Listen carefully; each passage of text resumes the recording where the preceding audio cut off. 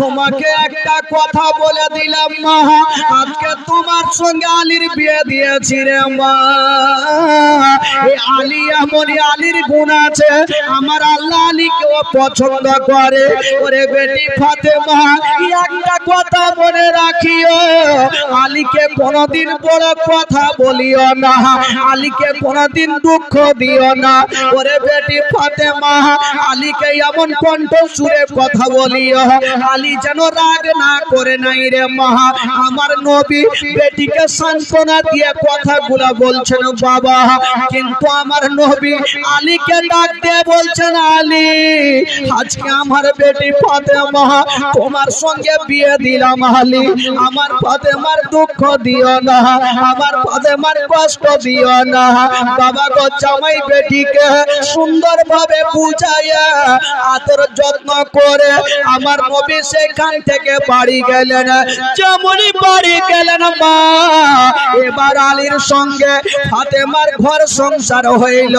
যেমনই ঘর সংসার হইল বাবা গো, তিনটা হলো বেটা আর তিনটা হলো বেটি।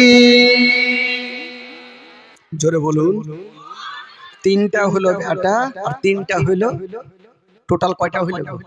জোরে বলুন, কটা? ছটা। তিনটা হলো বেটা, তিনটা হলো বেটি। বেটাগুলোর নাম কি? ইমাম হাসান, ইমাম হোসাইন আর ইমামে মুহসিন।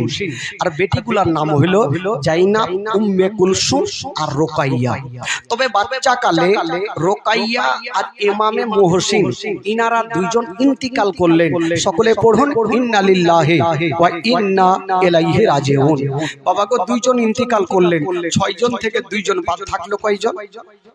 এই 4 জনকে নিয়ে জীবনী শুরু হইল। এতক্ষণ ভাই ভিড় বানা হলো, এবার জীবনীটা শুরু হইল। বেরাদার বন্ধুগণ, আচ্ছা বলুন তো ভাই, আমার ভাষা আপনারা বুঝতে পারছেন তো? কাউরি অসুবিধা হচ্ছে না তো বাবা? অসুবিধা হলে একটু বলবেন চাচা, কারণ নতুন আপনাদের এলাকায় এসেছি, জানি না আপনারা কতটা বুঝতে পারছেন সেটা বলতে পারবো না। তবে আশা করি আমার ভাষা, বাংলা ভাষা সবাই বুঝতে পারবেন, অসুবিধা হবে না। তবে আসলে আপনাদের মনটা চাঙ্গা করে দিই, দেখি আপনারা কতটা ভালোবাসা, নবীর প্রেম মোহব্বত নিয়ে এই পবিত্র সভাতে বসে আছেন। একটু আপনাদের মনটা চাঙ্গা করে দিই। একটু চলুন মদিনা থেকে ঘুরে আসি। গোটা মাজমা তো আমার সঙ্গে পড়েন, ঈমান তাজা হবে। যদি পড়াতে গুনাহ হয় আমাকে দিবেন, আর নেকি যদি হয় আপনারা ভাগ চুক করে নিয়ে নিন। পড়ুন দেখি দিল থেকে।